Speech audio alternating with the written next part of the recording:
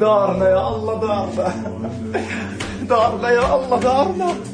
يا رب يا رب لك الحمد والشكر يا رب يا الله. دقات قلبي طبعا بعد غياب طويل جدا. مش قادر اوصف لكم الفرحة. انا هجيت بدي ادخل الدار، بدي ادخل دارنا واللي تربينا فيها واللي ولدت فيها واللي ترعرعت فيها واللي مليان ذكريات واحلام اللي فيها. خلينا نقول بسم الله الرحمن الرحيم.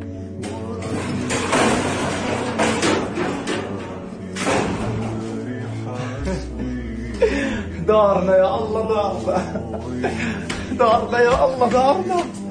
يا رب يا رب لك الحمد والشكر يا رب يا الله. دقات قلبي، دقات قلبي، مش مصدق، اقسم بالله مش مصدق ان انا رجعت على الدار. دارنا خراب، خراب كتير ومدمر شبه كلي، بس مبسوط مبسوط مبسوط جدا جدا انه انا رجعت للدار. اقسم بالله العظيم عندي اياها احسن من قصور الدنيا كلها. دارنا في شمال غزة. يا الله. مصحف.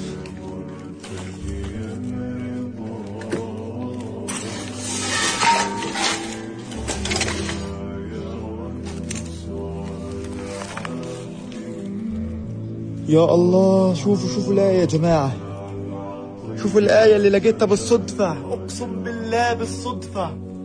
الله أكبر الله أكبر الله أكبر الله أكبر. إن الله اشترى من المؤمنين أنفسهم وأموالهم بأن لهم الجنة يقاتلون في سبيل الله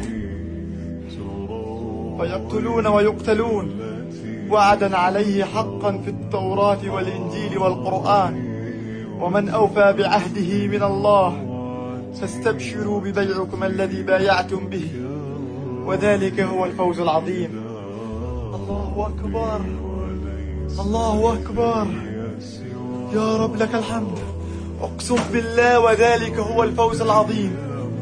أقسم بالله وذلك هو الفوز العظيم. هي دارنا يا جماعة. وطن يغرد خارج السرب.